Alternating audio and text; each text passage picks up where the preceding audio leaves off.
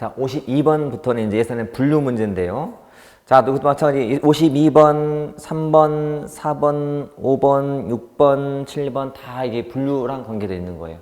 분류는 가장 기본 분류 방법이 네 가지 있어요. 자, 조직별 분류가 있어요. 조직별, 주체별 또는 소관별 분류가 있고, 그 다음에 품목별 분류가 있고, 품목별 분류, 기능별 분류가 있고, 그리고 경제 성질별 분류가 있어요. 경제 성질별 분류. 자, 각각마다의 제일 중요한 특징이 다 있죠. 이놈은 국회 심의가 가장 용이하고요. 이놈은 가장 큰 의미는 항상 문제 풀 때 예산에서는 품목자가 보이면요, 기본으로 나올 장점이다 특징이 뭐냐면 회계 책임이 명확하다 이 말, 또는 통제가 제일 용이하다는 말을 써요. 통제, 그리고 인사행정에 유용한 정보가 있다. 이렇게. 자, 기능별 분류는 이거는 시민을 위한 분류다. 제일 국민이 이해하기 쉬워서. 자, 경제 성질별 분류는 특징상 최고 관리층한테 유용하다. 반대로 하위직한테는 유용하지가 않다는 게 기본 특징이에요. 자, 그러면 52번은 옳지 않은 건데, 분류했더니 뭐 집행이라든지 회계상 명확하게 기일할 수 있잖아, 이런 것들도. 그렇죠? 근데 2번은 또 기능별 분류하게 되면 국민이 이해하는 데 쉽죠. 국민의 이해. 있죠. 조직별 분류는 모든 관서가 세입을 갖는, 이게 어려워요. 일단 넘어가 보고, 품목으로 분류하게 되면 인사의 정보, 인사 있죠. 품목별. 있네. 그러면 1, 2, 4를 제거하면 돼요. 참고로 여러분, 모든 중앙관사라서 수입이 있는 건 아니에요. 그러니까 중앙부처에도 수입이 없는 부서가 있어요. 쓰기만 하지. 통계청은 쓰기만 하는 거, 집행만 하는 곳이지 수입은 없어. 그렇지? 근데 사업부서들은 수입이 있거든요. 그런 차이라고 보시면 돼요. 그래서 답은 3번인 거고, 53번 문제는 회계 책임을 명확히 하기 위해서 명확하기 위한 분류로 옳지 않은 것은 그랬어요. 얘는 가장 명확하니까 당연히 들어가고, 자, 여러분 잘 상상해 보셔야 돼요. 조직별로 예산을 분류하게 되면 회계상 책임이 명확하죠. 그 주체가 지는 거니까. 그렇죠? 그리고 자, 활동별은 뭐냐면 요 기능별 분류의 세부 내용이 이게 사업별, 활동별 분류예요. 이거는 저 뒤에서 배울 성과주 예산을 배우면 더 쉬워지는데, 기능별을 더 쪼갠 게 사업별이고 활동별이에요. 즉 분류하는 단위가 커요, 작아요? 좀 작아. 작을수록 책임은 명확해지는 거예요. 이 중에서 가장 큰 분류가 기능별 분류거든요. 기능별. 분류 단위가 클수록 책임이 애매해지는 거예요. 뭐 경제개발비, 뭐 행정활동비, 행정비, 일반 행정비, 해상 책임이 애매한 거예요. 그래서 제일 관계없는 것은 2번이에요.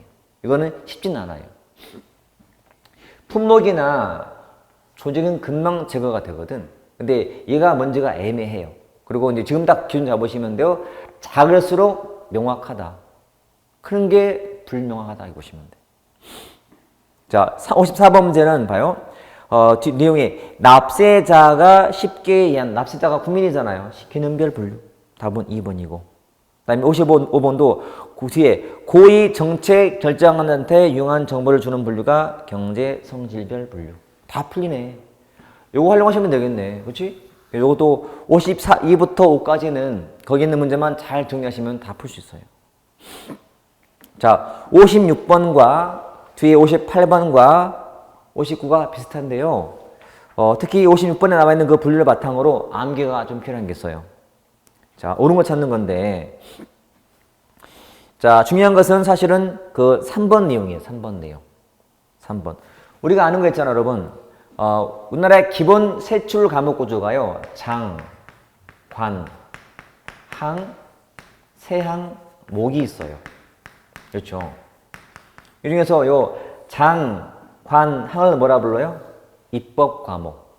세항목은 행정 과목이라고 불러요. 그러면 자, 입법 과목인 장관한끼리의 융통을 뭐라 부르죠? 이용. 행정 과목인 세양목 간의 융통을 전용이라고 불러. 그래서 56번처럼 5와 4는 틀린 거지. 당연히 틀린 말이고. 그 다음에 3번이 좀 어려운데요. 이거 암기하기 편한 이거 따라 써볼게요. 여기다가 장, 관, 항, 세항, 목, 세목이라고 해요. 더 쪼갠 거예요. 상세하게. 자, 이게 일반적인 분류 체계인데 이게 전부가 분류 방식을 프로그램에서로 바꾸면서 명칭을 바꾼 거예요. 이게 분야, 부문, 이게 프로그램, 단위사업, 이게 세부사업. 이게 나눈 거예요, 이게. 자, 요 분야, 부문이 일종의 기능별 개념이고, 커요, 단위가. 이때부터가 이거 프로그램 분류고, 그 다음에 여기까지가, 그 다음에 세목 등 이쪽이 나중에 나누는 것이 세목, 이것도 편성, 비목도 나누는데 이게 이제 품목별 분류 방식이에요. 그래서 요 관계를 좀 아는 게 필요해요. 밑에 보시면 자, 3에 장이 분야이지 부문이 아니잖아요. 그치? 관이 부문인 거니. 요 관계 묻는 거야, 지금. 암기하셔야 돼. 장관항, 분야, 부문, 프로그램. 이렇게. 자, 답은 2번인데, 2번은 그냥 나머지를 풀어야 돼요. 그리고 2번, 1번도 분류가 이렇게 뒤에야 돼요, 여러분. 기능별이 제일 커요. 이게 제일 작기 때문에. 이게 프로그램이고요. 자, 넘겨보시면, 자, 밑에 참, 그 전에 57번 문제도 그런 거예요, 우리. 요, 장관항, 끼리 융통은 이용, 세항목 융통은 전용이다. 뜻을 이렇게 낸 거고요. 됐고, 쉬운 문제고. 넘겨서, 58번에 봤더니, 그 박스를 아는 게 중요한 거예요. 장관항, 세항, 세세항, 목, 세목 해놓고 앞에 장관항이요. 분야, 부문, 프로그램. 그렇죠? 그 다음에 세항, 그 다음에 목, 그리고 세목 이렇게 되어 있다. 그래서 앞에 요 세항이 단위 사업이고 또 하나 더 있구나. 세세항이요. 세세항. 세세항이 요거다. 세항, 세세항, 그 다음에 목이 두 가지 이렇게 되어 있어요. 자, 그거 익혀놓으시고, 자, 59번도 암기사항이 있다. 그게 뭐예요? 밑에 2번 연도예요. 중앙은 2007년, 지방이 2008년 도입됐다. 암기사항이에요, 암기사항. 그리고 보세요. 여기. 자, 이 프로그램은 뭘 묶어놓은 거라고? 단일 사업을 묶어놓은 거예요. 프로그램은 단일 사업의 묶음이고, 그럼 단일 사업은 세부 사업의 묶음이거든요, 세부 사업. 항, 세항, 세세항이니까 세세항 이렇게 하는 거니까 요 틀 날려면 당연히 풀리게 돼 있어요. 58번에 2번 보세요. 프로그램은 단위 사업의 묶음 돼 있잖아요. 그렇죠? 자, 59번도 마찬가지. 1번에 동일한 단위 사업을 묶은 게 프로그램이기 때문에. 그래서 앞에 56번, 8번은 그걸 같이 보시면 돼요. 같이. 안 하면 틀리는 게 연도다. 연도는 암기사. 이렇게 놓으시면. 내가 어려우면 남도 어려울 수 있지만 남들이 해놓으면 나만 모르는 거잖아. 그럼 떨어지고. 이거는 이미 세 문제 나왔잖아요. 앞으로 또 나온다 하더라도 이거는 공개됐기 때문에 다 안다고 쳐야 돼요. 처음 내가 푸는 문제인데 어렵다는 것은 큰 문제가 안 돼. 다 어렵기 때문에. 근데 어려운 문제가 이미 나왔어. 난 안 했어? 남 다 해놨어요. 그렇죠? 그러니까 반드시 해놓을 필요가 있는 거예요. 자, 60과 61번은 이제 기획과 예산 문제인데요. 거의 잘 안 나오는데 보세요. 2009년도에 군무원이 그나마 최근 문제 10년 됐어요. 이때는 더 오래됐어요. 자, 이 문제가 다예요. 요것만 참고하시면 되니까 그냥 가볍게 풀어보시고 넘겨보시기. 예산 과정으로 가보시면. 자, 1번은 예산 과정상 그 담당 주체예요. 자, 편성 집행 총괄하는 기관이 중앙예산기관이에요. 그게 우리나라는 기재부죠. 즉 행정부예요. 그래서 1, 3위 행정부고 심의는 당연히 국회죠. 근데 결산만 주의하면 되는데요. 여러분 결산.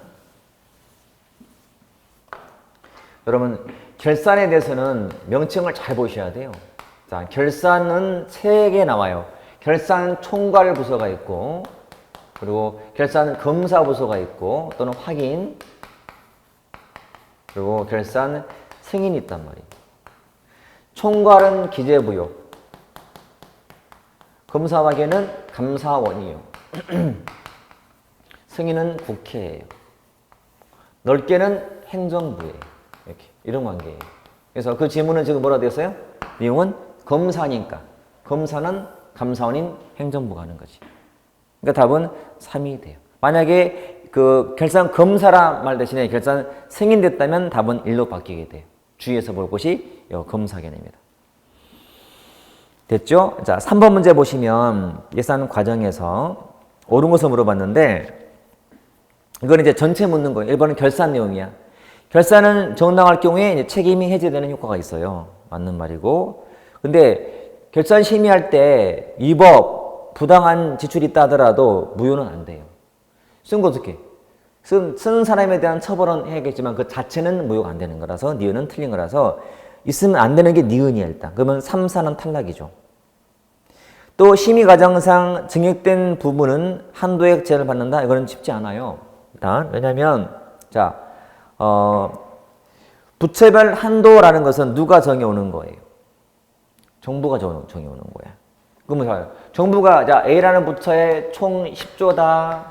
B는 15조야 라고 편성해서 국회에 냈더니 심의할 때 이렇게 많이 씁니까? 줄이세요 하고 싶은데 한도가 정해졌다고?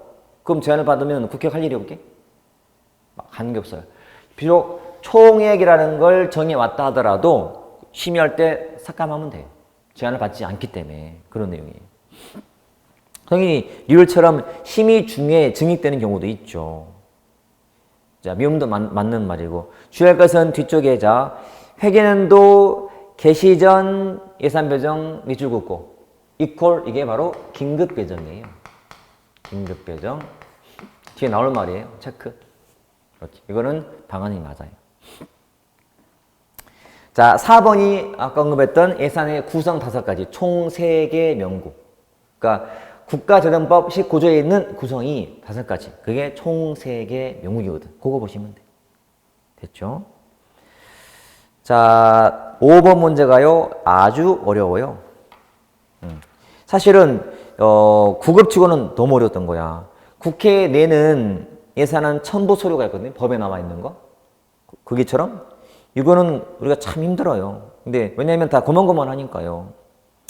이거는 제가 농담은 아니고 거의 확률적으로 7, 80%는 이렇게 하시면 돼요. 정말 처음 보는 문제다. 근데 진짜 어렵다. 정말 판단할 수 있는 근거가 없다. 그러면 정답은 맨 끝에 있어요. 거의 다가. 그러니까 4지면 4번에 있고 5지면 5번에 있어요. 제 말 믿으세요. 확률상 그래. 확률상. 나중에 또 선생님 몰라서 4번 쳤는데 답이 아니잖아요. 그러지 말고요. 확률상 높다. 그리고 아예 처음 보거나 아예 어려운 거. 여기서 중요한 주제 MPM 문제다. 이거는 4번이 아닐 수 있는 게 더 많아요. 근데 처음 봤다. 왜냐하면 출제하는 사람의 심리가 정답을 뒤에 숨기고 싶어 해요. 저도 그러더라고요. 저도 문제를 내다 보면 우연하게 4번이 많아져요. 자꾸 걸려라 한 다음에 답을 뒤에 빼기 때문에 그래요. 그래서 참고하시라고요. 참고하셔. 이거는 좀 사실 큰 의미는 없는데 나온다 하더라도 그렇게 푸는 교훈 하나 얻으면 돼요. 자, 6번 문제는 예산 과정 묻는데 옳은 것은 그랬죠. 예산 과정. 자, 1번 제문은 틀렸지. 여러분, 편성해서 국회에 내는 시한이 언제까지? 120일 전까지. 또는 90일 전까지죠. 그렇죠? 그 말은 법에 따라 다른 거니까 헌법은 얼마 전까지? 90일. 재정법상 120일 전까지 낸다. 라고 되어 있으니까. 그 다음에 2번은 사실은 맞는 말인데 해석상 어려울 수 있어요. 3을 가볼게요.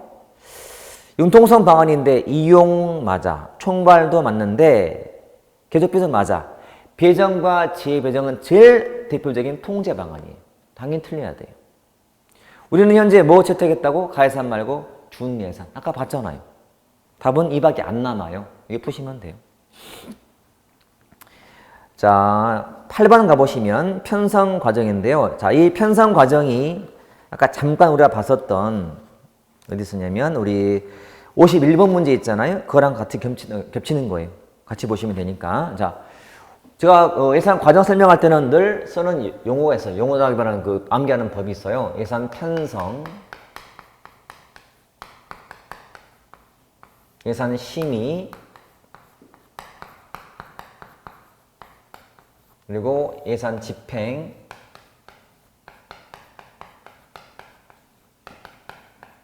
그리고 결산과 회계 이게 있어요.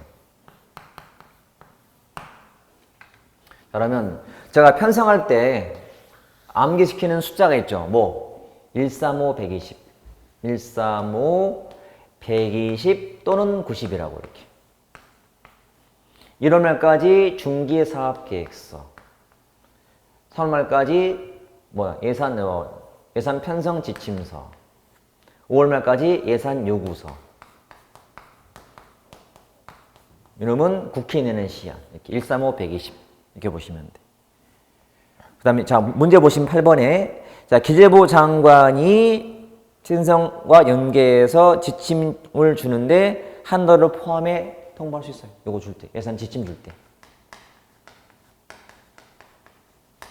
2번. 자, 기재부 장관은 그 요구서가 지침에 안 맞게 온 거예요. 그때는 보완하라 할 수 있잖아요. 보완해라. 자, 기재부 장관이 지침을 통보할 때 봐요. 지침은 지금 누가 주는 거죠, 이거는? 기재부 장관이 각 중앙 관서의 장한테 주는 거예요. 근데 이거를 중앙의 관서장한테 보낸 다음에 나중에 이거를 갖다가 자, 국회에 예결위에 예산 결산 특위에도 보내줘야 돼요. 예산 결산 특별위에다가 뭐가 아니고 상임위가 아니고 답이 3번이죠. 이렇게. 자, 숫자가 더 중요하고 1월 말, 3월 말, 5월 말, 120일. 앞에 숫자는 다 재정법에 있는 숫자고 이 뒤에 90일은 헌법상 숫자, 헌법상 다르기 때문에 이렇게. 이게 순서예요. 이렇게 암기하시면 돼요. 자, 9번은 잘 안 나오는데요. 여러분, 편성할 때 나타나는 그 편성 전략 중에서요. 5만 하시면 돼요. 다 상식이니까. 인기 있는 사업의 순위를 낮추는 게 포인트예요. 인기 사업을 낮춘다. 쟁점만 피하려고. 그것만 기억하세요. 인기 사업을 낮춘다. 자, 잘은 안 나오지만 얘만 나와. 이렇게 알면 돼요. 자, 넘겨보시고 10번과 11번은 유사한 문제예요. 이것도 문제가 이게 다예요. 그래서 한도에 설정한다, 우선순위, 항목, 증가 분석 등인데 이거는 이제 읽으면 나오기 때문에 별거 없어요. 자, 심의.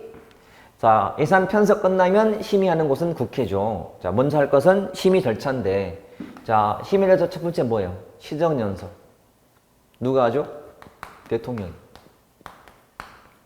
그 다음에는 상임위가 하죠. 예비심사. 상임위의 예비심사. 그 다음에 예결위의 종합심사.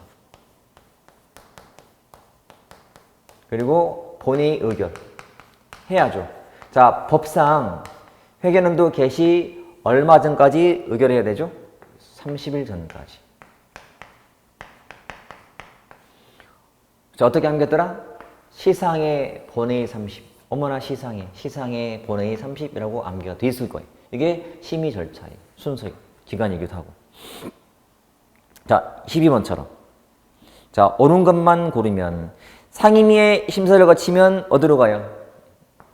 예결위에 거치면. 기억 맞죠? 기억이 있어야 돼요. 자, 예결위에 거치면 어디로? 본회의 가잖아. 본회의. 맞네. 니은도 있어야 돼. 기억니은 있어야 돼. 기억니은. 그 다음에 디귿. 자, 예결위 구성할 때는 활동기한을 정해야 한다. 맞나요? 여러분, 예결위는 활동기한이 없어요. 연중이 있기 때문에. 틀린 거네. 그리고 1번도 예결위는 서관 상임위의 동의 없이는 새 규모 설치할 수가 없어요. 상임위가 바로 상임위에서 삭감했건 하는 것들은 여기서 늘릴 때는 동의를 받아야 돼. 항상 기억하셔야 돼. 삭감은 자유인데 증액은 전 절차에 동의받아야 돼. 국회가 아무리 늘리고 싶어도 마음대로 못해. 정부한테 물어봐야 돼. 또 마찬가지 상임위가 삭감한 예산을 늘릴 때 상임위를 존중 차원에서 물어봐야 돼. 논리가 딱 그렇게 돼 있어요. 답에서 1밖에 없는 거고. 됐죠? 자, 13번, 14번 비슷해요. 자, 13% 본다면 심의 특징인데, 자, 1번은 맞나요? 자, 이거는 기본 상식에 속하다 보시면 돼요. 자, 우리 통치구조상 대통령제, 그리고 내각책임제, 또는 의원 내각제가 있어요.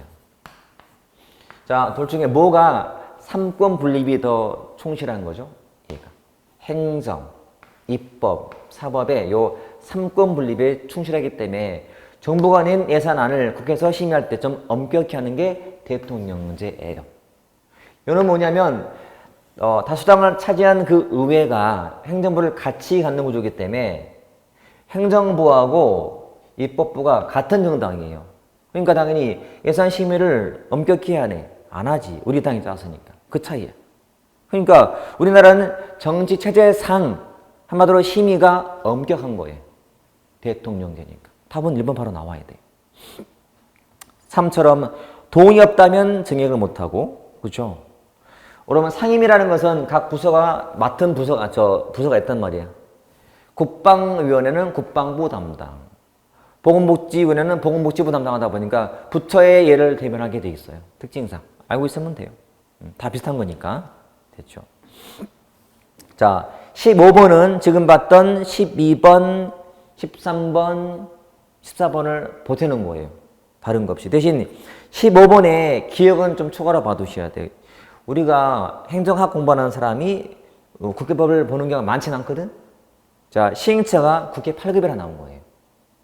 그래서 지문 기억 봐놓기. 법에 있듯이 밑에 해설에. 그러니까 위원회에서는 그 세목이나 세율 관련된 것들은 심사할 수 없게 해놨거든. 그래서 답은 기억은 틀린 거라서 된 거고, 니은은 늘 봤던 거고, 이것도 봤던 거잖아요. 이것도 봤잖아요. 다 그거야. 물론 미음만 따로 없지만, 미음만. 우리가 니은, 디귿, 리을만 알아도 답은 나와요. 그러니까 맞는 거 있고 틀린 거 제거하면 답은 나오기 때문에. 그래서 문제가 반복이야. 나온 거 또 나오고 하기 때문에. 그래서 결론은 12, 13, 14, 15 알면은 심의는 다 풀 수 있다 보시면 돼. 넘겨서. 자, 16번도요. 사실은 서울시 구급 문제 치고는 어려운 거예요. 처음 나온 건데, 자, 심의 관계된 요인 중에서요. 구조 요인을 찾는 건데, 그 지문이 1부터 6이 쉽지 않아요. 5번 쉽지 않아요. 자, 해설에 나와 있는데, 이 문제가 나온 출처는 재무행정론이라는 책이 있는데, 그게 어떤 교수님이 쓰신 그 책이 있어요. 그 책에만 있는 내용이야. 근데 그 책이 재무행정은 거의 다 바이블 같은 책이에요. 모든 가르치는 분들이 그 책을 참고하게 됐어요. 거기서 빼낸 거라고. 아마 그분이 있는 것 같아요. 개인적으로 제 고등학교 또는 대학원 선배님이셔. 직접 뵀는데 되게 막 깐깐하셔. 근데 익히면 돼. 이것도 한번 나왔잖아요. 또 나올 수 있어요. 밑에 해설 참고해서 보셔야 돼요. 환경, 의회 구조 문제, 개인인데, 자, 공부할 때는 개인은 할 필요가 없어요. 밑에 해설 박스에. 의원의 전문성, 의원의 이념은 누가 봐도 의원 개인 문제예요. 결국은 환경과 구조밖에 없어요. 낸다면. 문제가 구조가 나온 거지. 그래서 환경만 알면 돼요. 경제, 환경 할 거 없어요. 행정, 입법 관계, 환경 문제. 정당 내 권력의 문제, 이것도 환경 문제. 나머지는 구조이기 때문에. 그래서 앞으로 내더라도 핵심은 구조가 나오겠지만 또는 환경 나오겠지만 둘 중에 하나는 알면 되잖아요. 어차피 개인은 할 거 없는 거니까. 그렇게 앞으로 해서 준비하시면 돼요. 자, 17번부터는 집행 문제인데요. 집행. 자, 큰 개관 해보자면 집행은 뻔해요. 집행은 목적이 두 가지예요. 하나는 통제. 집행상 통제를 위한 방안이 있고 통제 방안. 또 한 가지가 신축성 유지 방안이 나와요. 이렇게. 자, 요놈의 대표가 뭐라고요? 배정, 재배정. 배정과 재배정. 나머지는 거의 다 제목에 통제가 나타나요. 뭐 정원과 보수 통제, 지출 원인 행위 통제, 편성 지침 보고 다 쉬운데 단독은 뭐가 나오냐면 요거 지금 뭐 예타, 즉 예비 타당성 조사. 요거 하고 또는 총사업비 관리 정도. 이것만 단독으로 나온다 보시면 되는. 특히 얘가 나오면 나와. 얘가. 이건 더 많아요. 여기는 뭐 대표가 뭐 이용, 전용, 그죠? 뭐 이체, 이월, 뭐 예비비, 계속비,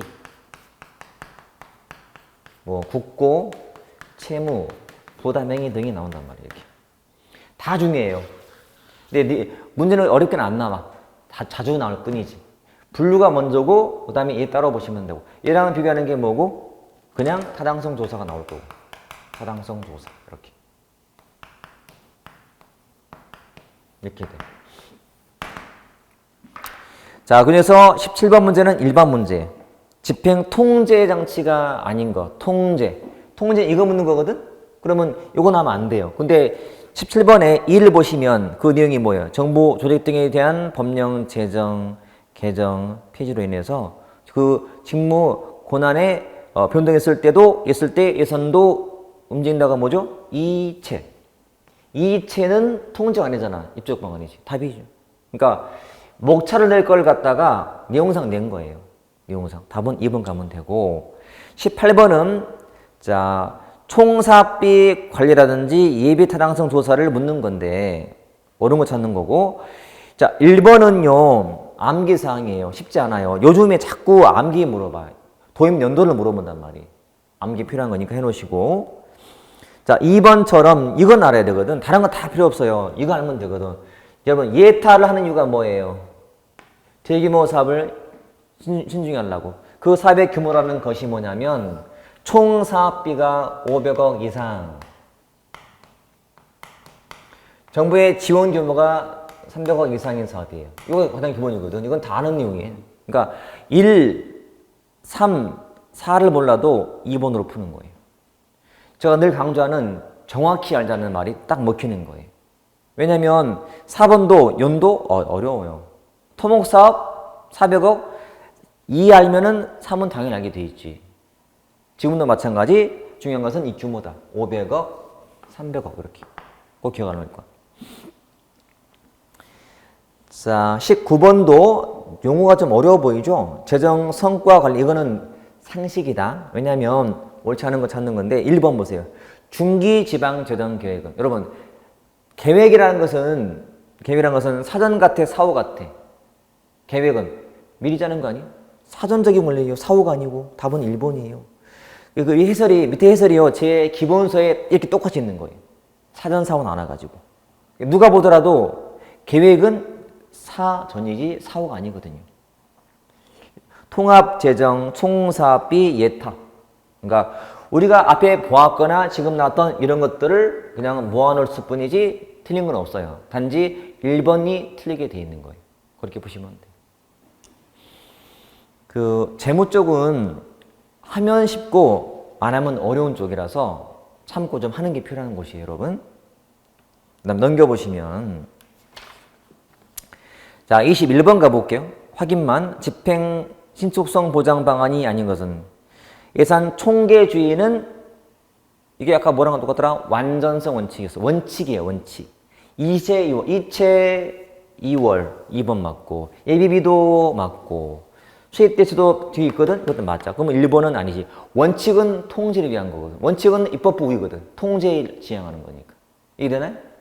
아까 우리 자 고전적 예산 원칙, 현대적 예산 원칙 할 때 어디가 통제와 관계된 원칙이라고? 고전이요. 요 통제 원칙이 있잖아. 고전 원칙이. 그게 하나가 완전성이잖아요. 이게 이퀄 예산 총계주의고요. 당연히 이건 통제잖아요. 통제. 신축성이 아니기 때문에. 그리고 밑에 박스에 제가 자세히 정리해놨어요. 여러분 공부하기 편하게. 이것만 잘 활용하셔도 다 볼 수 있어요. 자, 22도 그런 문제예요. 22 문제도 자, 예비비, 국고 채무, 명시 2월, 이체 이용은 그냥 너무나 쉬운 문제들이에요. 문제가 제일 많은데 제일 쉬운 게 집행이에요. 그나마 어려운 게 뭐라고? 예타예요, 예타. 요거만 좀 더 보시면 돼요. 자, 23번은 어렵다고? 뭐 어려워요. 여러분 봐요. 여기 보면 융통성 방안에 또 뭐가 있냐면 이런 게 있어요. 수입의 특례, 뭐 지출의 특례 이런 식으로. 그러니까 특별한 케이스이기 때문에 융통성이 있는 거예요. 근데 수입은 들어오는 거고요. 지출은 쓰는 거거든. 그럼 암기할 필요가 없는 게 나와요. 이제 보세요. 선수금, 선수금. 여러분 그럼 선수금은 받는 거예요, 쓰는 거예요? 받는 거 아닌가? 미리 받는 거잖아. 수입이야, 수입. 지출이 아니고. 답이에요. 과년도 지출. 해가 지나는데 나가요. 해가 지나갔어요. 돈이 나가는 거죠. 지출의 특별한 케이스. 수입으로 쓰는 거야. 경비에 쓰는 거야. 지출의 특별한 케이스. 계산급은 쓰는 거거든. 어림잡아서 주는 거예요. 계산급이라고 할 때. 자, 우리 교훈 하나. 새로운 문제라든지 또는 특이한 게 나왔다. 이건 아주 처음 보는 문제다 하더라도 절대 쫄지 마시고 안에서 답을 찾으면 돼. 용어를 푸시면 돼. 용어를. 당황하지 말고. 선수금. 그러니까 선금급은 쓰는 거예요. 이거는 예외야. 이게 선금급. 선금으로 주는 거라고. 이건 지출의 특별한 케이스예요. 근데 선수금은 다른 거잖아. 선수금. 먼저 받은 거니까. 이렇게. 자, 24도 이체 전용 넘겨서 2월 계속비. 다 그냥 기본 개념이. 할 거 없어요. 25도 마찬가지. 25도 이제 이거는 한 단계 더 나간 거예요. 뭐냐면 국회에 의결이나 승인이 필요한 거 없는 거 구분하자는 거예요. 자, 밑에 제가 박스에 마찬가지로 정리가 잘 해놨 정리를. 의결이 사전 의결이 필요하냐 아니면 필요 없냐 아니면 사후의 승인이 필요하냐 이런 식인데 그거는 좀 익혀 놓으셔야 돼요. 됐고 26번. 자, 우리나라의 경우에 계재부 장관이 회계연도 개시 전 배정할 수 없는 경비는 자, 머릿속에 그려보세요. 자, 개시 전 배정. 회계연도가 언제 개시가 돼요? 1월 1일 0시에 개시가 돼. 0시에. 근데 개시가 되기 전인데 배정한대. 이게 바로 긴급 상황이야. 긴급 배정. 이유가 있겠지. 근데 자, 외국서 지급하는 경비, 선박에 쓴 거, 여비, 부식물은 가능한데 여러분 과년도 지출을 상상해 보세요. 잘 봐요. 개시 전 배정이기 때문에 지금 12월 달이면 12월 달에 미리 받는 거예요. 개시되기 전에. 근데 과년도는 해가 지나갔어요. 지나가서 쓰는 거잖아. 이거는 개시가 되긴 후에 쓰는 거거든. 말이 안 돼요. 답은 1번이지. 이거 왜 암기해요? 암기할 필요가 없지. 그러니까 이것도 밑에 법에 나와 있어요. 시행령에. 하지만 암기가 아니라는 거예요. 왜 급히 쓸 것인가를 상상하시면 돼. 그러면 답은 풀리게 돼 있다. 됐고, 자 28번 문제는 그중에서 예타 문제예요. 여러분. 예타. 경제성, 정체성 따지는 거고. 근데 예타는 그 조사 주체가요. 기재부지 사업부서가 아니거든요. 여기 보면 요거 비교할 때 나오는 거예요. 요거 비교할 때.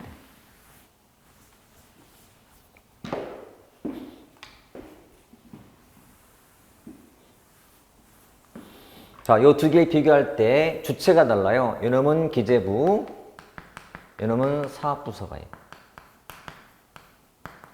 부서가. 요놈은 자, 경제성 플러스 정책성을 따져요. 요놈은 기술성을 따져요. 좀 단기간이고 좀 장기간이 이렇게 차이로 비교하시면 돼요. 주체 중요하다. 주체. 예타할 때. 됐죠? 자, 넘겨볼까요? 밑에는 뭐 기본 겹치는 용이니까. 자, 30과 31은 이제 구매 문제인데요. 구매. 여러분, 구매 문제는 집중과 분산만 알면 되는데 뜻만 알면 돼요. 뜻만. 집중 구매는 뭐냐면 한 부서가 모든 부서의 구매를 다 일괄로 한 다음에 나눠주는 거고, 분산 구매는 부처가 알아서 구매하는 거예요. 우리는 현재 구매 전담 부서가 어딜까요? 조달청이에요, 조달청.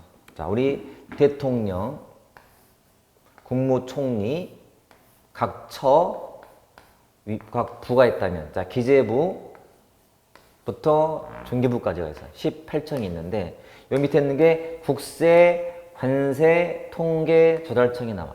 이게 조달청이에요. 모든 부서가 구매할 게 있으면 조달청한테 요청해요. 여기한테 요청해요. 그러면 다 모아서 공모한 다음에 사서 주는 거예요. 시간이 걸려 안 걸려? 시간이 걸려요. 결제가 좀 복잡한 편이야. 분산은 반대로 그냥 바로 사면 되거든. 바로 사면 돼. 이런 상황이에요. 자, 뜻만 하시면 다 풀려요. 뜻만. 그래서 30번 보시면 30번 옳지 않은 것은 그랬어요. 통제가 잘 돼. 통제.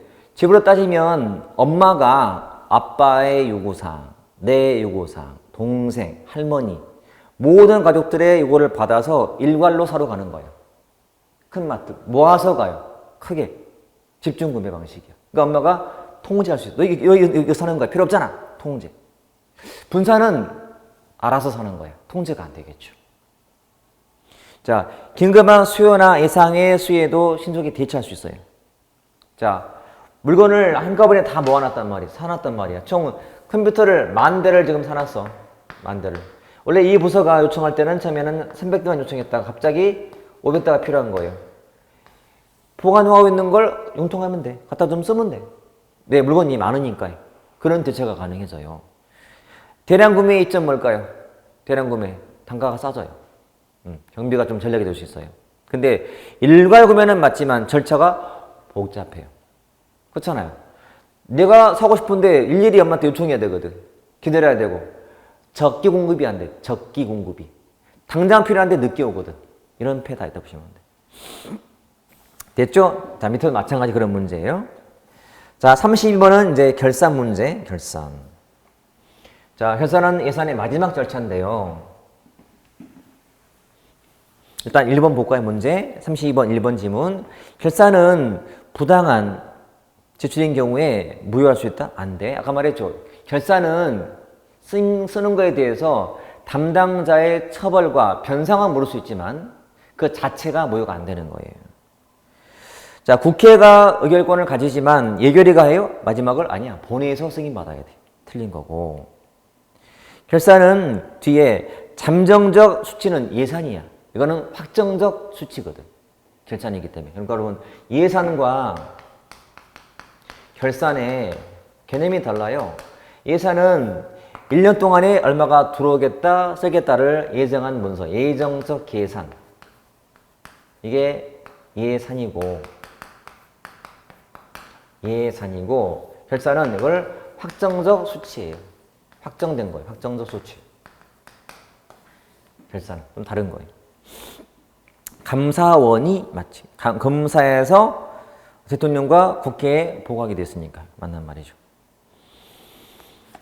자, 됐고. 자, 3번 문제도 그냥 일반적인 심사 절차니까 그냥 보시면 될 것 같아요.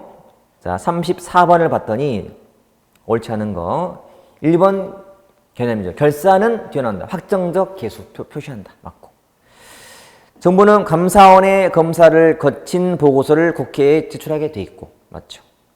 결산은 국회의 심의를 거쳐서 국무회의 의결과 대통령 승인으로 종료. 순서가 잘못되지 않았어요? 자, 보세요. 결산 절차예요. 절차. 제가 수업 때 했던 거 기억나시죠? 자, 이게 1월, 2월, 3월, 4월, 5월이면 우리 필요한 숫자가 있는데 그게 첫 번째 2월 10일이에요. 이거는 출납 기한이라 불러서 출납 기한, 출납 사무를 끝낼 시간이에요. 그리고 2월 말까지는 모든 중앙관서의 장들이 계제부 장관한테 결산 보고서를 올려야 돼. 2월 말까지. 중앙관서의 장들이 계제부 장관한테. 그럼 계제부 장관은 4월 10일까지 감사원에 검사를 요청해요. 감사원은 검사를 마친 다음에 5월 20일까지 다시 기재부에 넘겨줘. 그러면 자, 중간에 국무회의 거치고 대통령 승인을 받아서 국회에 내는 시한이 5월 31일까지. 국회에 내는 시한이. 그러면 넘어간 회사는 국회에서 뭐 해야 돼? 상임위가 예비심사하게 되고, 그리고 예결위가 종합심사를 한 다음에 본회의 가서 승인받으면 끝나는 거라서 마지막은 본회의. 순서가 유고한 이거 말이 안 되잖아요. 순서가 바뀌었기 때문에. 틀린 거죠. 됐죠. 그래서 밑에도 있지만 우리는 암기할 때 뭘로 했더라? 10, 20, 31일로 암기해 놓으시면 돼요. 항상 절차는 머릿속에 있으셔야 되고 편성도 절차, 심의도 절차, 결산도 절차를 암기가 꼭 돼 있으셔야 돼요. 됐죠? 자, 35번은 세계 잉여금인데요. 잉여금은 그냥 남는 돈이에요. 남는 돈. 잉여금을 쓰지 않은 거야. 어떻게 쓸 건지 법에 나와 있어. 이것도 암기해놓고 특징이 있다면 국회의 동의는 필요가 없다. 포인트 알고 있으면 돼요. 자, 36번부터는 이제 회계 문제인데요. 회계 문제가 사실은 좀 어렵게 보일 수가 있어요. 그러면 보면 자, 36번은 다른 걸 떠나서 상상하세요. 정부의 마지막 승인권자는 누굴까? 대통령이에요. 국무총리가 승인하는 경우는 거의 없어요. 국무총리는 대통령의 명을 받을 뿐이에요. 그래서 승인하면 다 대통령이 돼야지 일본 제문처럼 국무총리가 아니야. 그리고 이제 2번은 알아두시라고. 재무제표가 어떻게 돼 있는지. 재정상태표, 재정운영표, 순자산변동표. 주석들 포함해서. 그건 자체가 하나 문제라서 그 문제 통해서 익혀놓으셔야 돼. 운영표의 구성이 수익 비용이고요. 상태표는 자산과 부채를 알려주는 거예요. 자, 뒤에 나오겠지만. 그래서 그 문제는 36번 문제는 자체가 굉장히 많은 걸 갖고 있는 거예요. 그래서 좋은 문제이기 때문에 활용하자. 자, 37번은 감사원의 문제. 감사원. 자, 감사원은 잘은 안 나오는데요. 일단은 이 문제 통해서 익히면 돼요. 자, 1번처럼 감사원은 결산 같은 거 검사, 공무원 직무감찰하고 소속은 대통령 소속이라서 1번은 맞죠. 직무는 독립이에요. 소속은 대통령으로 되어 있지만 직무는 독립이다. 원장은 동의를 받아서 국회, 임명은 대통령. 그리고 감사위원들은 감사원장이 제청해서 임명은 대통령. 자, 문제가 뭐냐? 감사원법 문제거든. 감사원법상 원장을 포함한 몇 명으로 됐다? 7명으로 됐다. 해설처럼 자 봐요. 헌법은 감사원의 구성이 5에서 11로 되어 있어요. 5에서 11. 5인에서 11인 이거는 헌법상 규정이고 이거를 이제 법으로 만든 게 감사원법인데 여기서는 이거를 몇 명으로? 자, 7명으로 딱 고정시켰다. 중간으로 딱 7명. 이건 암기사. 뭐 5번은 뭐 당연한 내용들이고. 자, 38번과 9번 그리고 쭉쭉 다 회계 문제인데요. 조금은 어려울 수 있는 사항이라서 이거는 조금은 미리 좀 보셔도 봐야 되기도 하고 좀 설명이 많이 필요하니까 이건 아마 다음에 해야 될 것 같네요. 제가 좀 속도를 내서 하고 있는데 오히려 이제 제가 말했죠.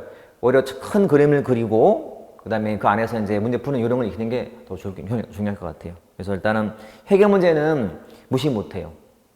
어려워 보이는데 사실은 또 어렵지가 않기 때문에 잘만 해결하시면 뭐 크게 문제 없는 부분이니까 제가 다음 시간에 요거 자세히 한번 설명드린 다음에 넘어갈게요. 자, 오늘은 여기까지 하겠습니다. 네, 수고했습니다.